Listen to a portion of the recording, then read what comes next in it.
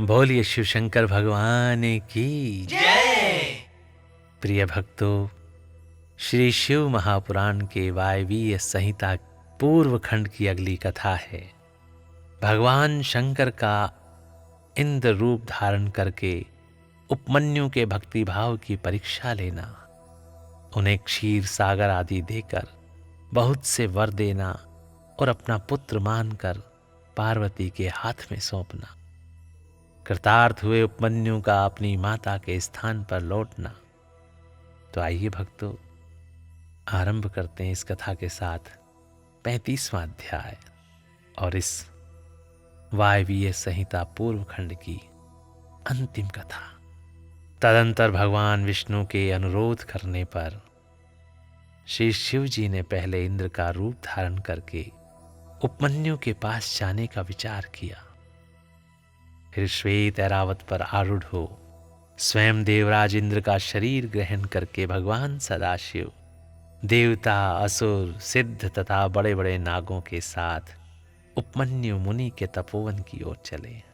उस समय वह ऐरावत दाईं सूंड में चंवर लेकर शची सहित दिव्य रूप वाले देवराज इंद्र को हवा कर रहा था और बाईं सूंड में श्वेत छत्र लेकर उन पर लगाए चल रहा था।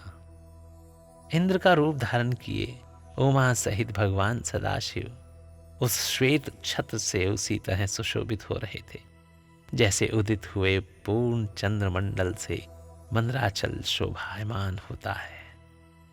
इस तरह इंद्र के स्वरूप का आश्रय ले भगवान शिव उपमन्यु के उस आश्रम पर अपने उस भक्त पर अनुग्रह करने के लिए जा पहुंचे।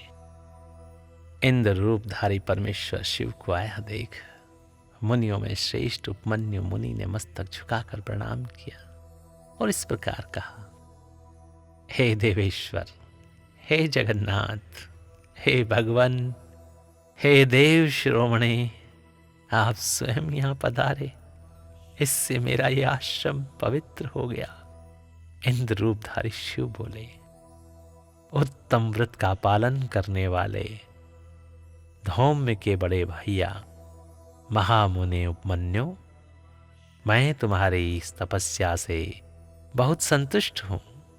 तुम वर मांगो, मैं तुम्हें संपूर्ण अभीष्ट वस्तुएं प्रदान करूंगा।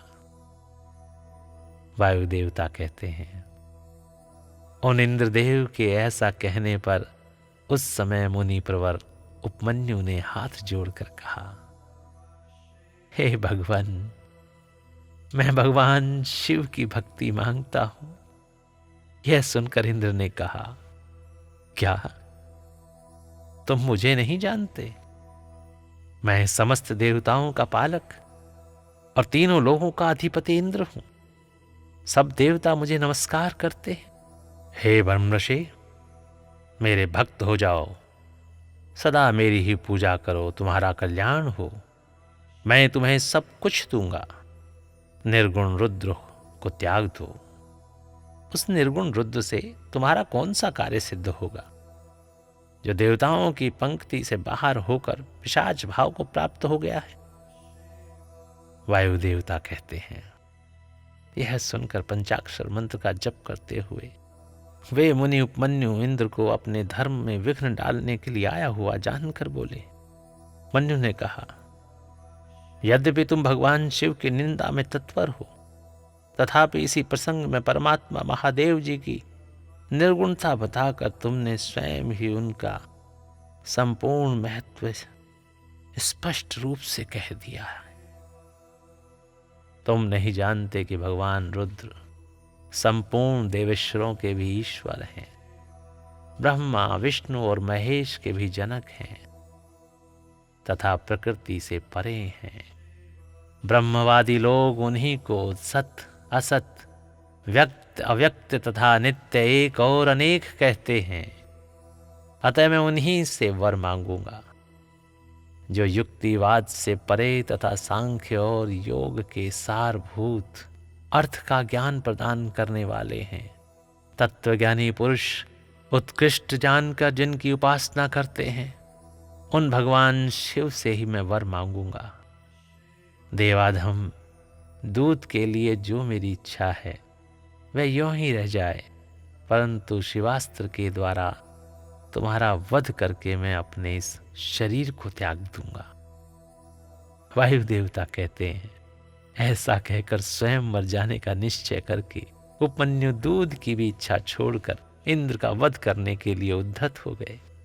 उस समय अघोर अस्त्र से अभिमंत्रित घोर भस्म को लेकर मुनि ने इंद्र के उद्देश्य से छोड़ दिया और बड़े जोर से सिंहनाद किया।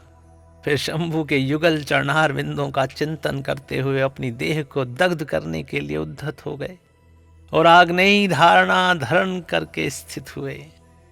ब्राह्मण उपमन्यु जब इस प्रकार स्थित हुए, तब भग देवता के नेत्र का नाश करने वाले भगवान शिव ने योगी उपमन्यु की उस धारणा को अपनी सौम्य दृष्टि से रोक लिया।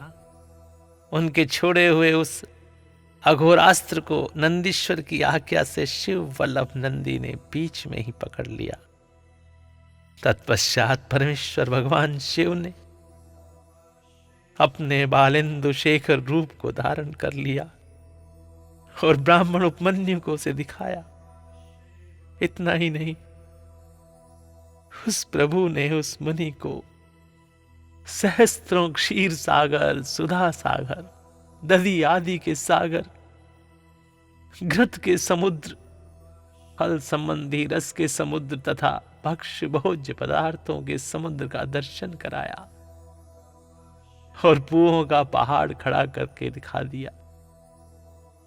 इसी तरह देवी पार्वती के साथ महादेव जी वहां वृषभ पर आरूढ़ दिखाई दिए। वे अपने गणाध्यक्षों तथा त्रिशूल आदि दिव्यास्त्रों से घिरे हुए थे। देवलोक में दुंदुभियां बजने लगी, आकाश से फूलों की वर्षा होने लगी तथा विष्णु, ब्रह्मा और इंद्र आदि देवताओं से 10 दिशाएं आच्छादित हो गई। उस समय उपमन्यु आनंद सागर की लहरों से घिरे हुए थे। वे भक्ति विनम्र चित्त से पृथ्वी पर दंड की भांति पड़ गए। इसी समय वहां मुस्कुराते हुए भगवान शिव ने यहां आओ कहकर उन्हें बुलाया और उनका मस्तक सूंघ कर अनेक वर दिए। शिव बोले, हे वत्स, तुम अपने भाई बंधुओं के साथ सदा इच्छा अनुसार भक्ष्य भोज्य पदार्थों का उपभोग करो, दुख से छूटकर सर्वदा सुखी रहो। तुम्हारे हृदय में मेरे प्रति भक्ति सदा बनी रहे। हे महाभाग उपमन्यु, ये पार्वती देवी तुम्हारी माता है। आज मैंने तुम्हें अपना पुत्र बना लिया और तुम्हारे लिए क्षीर सागर प्रदान किया।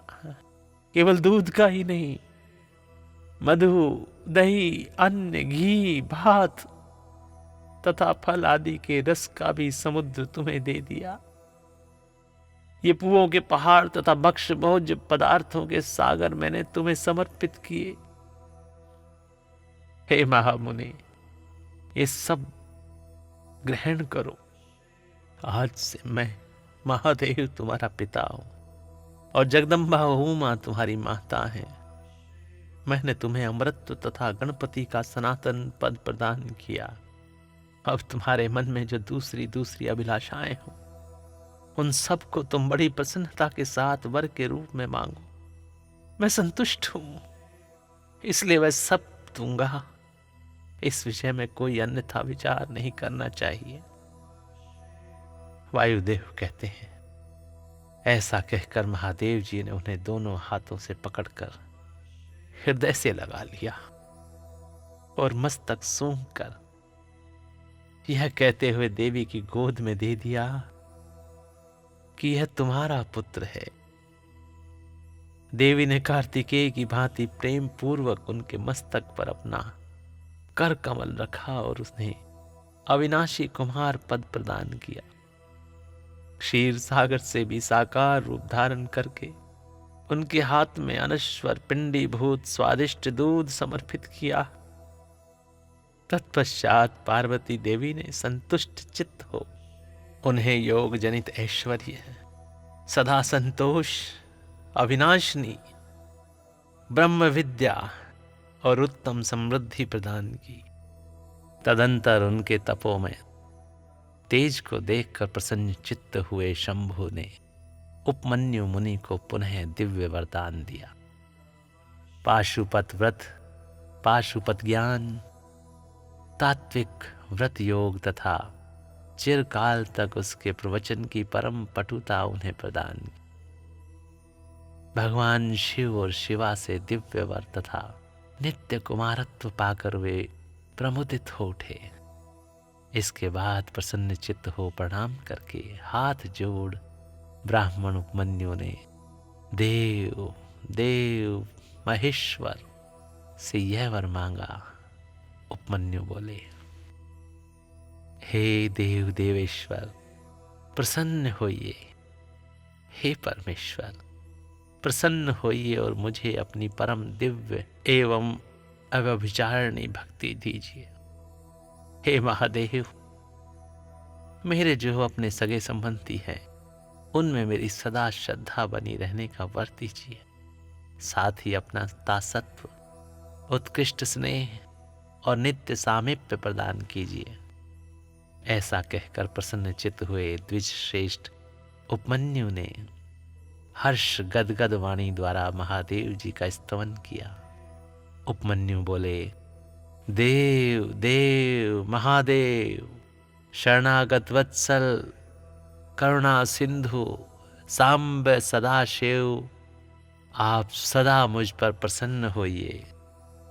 वायुदेव कहते हैं, उनके ऐसा कहने पर सबको वर देने वाले प्रसन्नात्मा महादेव ने मुनि और उपमन्यु को इस प्रकार उत्तर दिया। शिव बोले, वत्स उपमन्यु, मैं तुम पर संतुष्ट हूं, इसलिए मैंने तुम्हें सब कुछ दे दिया। हे ब्रह्मर्षि, तुम मेरे सुदृढ़ भक्त हो, क्योंकि इस विषय में मैंने तुम्हारी परीक्षा ले ली है। तुम अजर अमर दुख रहित यशस्वी तेजस्वी और दिव्य ज्ञान से संपन्न हो। हे द्विज श्रेष्ठ, तुम्हारे बंधु बांधव कुल तथा गोत्र सदा अक्षय रहेंगे। मेरे प्रति तुम्हारी भक्ति सदा बनी रहेगी।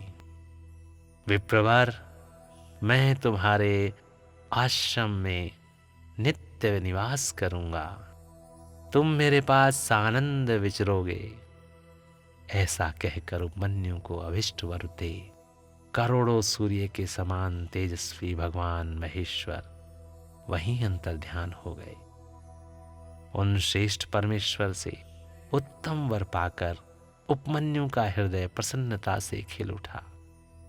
उन्हें बहुत सुख मिला और अपनी जन्मदायिनी माता के स्थान पर चले गए। बोलिए शिव शंकर भगवान की जय। प्रिय भक्तों, इस प्रकार यहाँ पर श्री शिव महापुराण की वायवीय संहिता पूर्व खंड की ये कथा और 35वां अध्याय यहाँ पर समाप्त होता है। बोलिए शिव शंकर भगवान की जय। और प्रिय भक्तों, यहीं पर श्री शिव महापुराण के वायवीय संहिता का पूर्व खंड भी समाप्त होता है। तो हृदय से स्नेह के साथ बोलिए, बोलिए शिव शंकर भगवान की जय। ओम नमः शिवाय, ओम नमः शिवाय, ओम नमः शिवाय।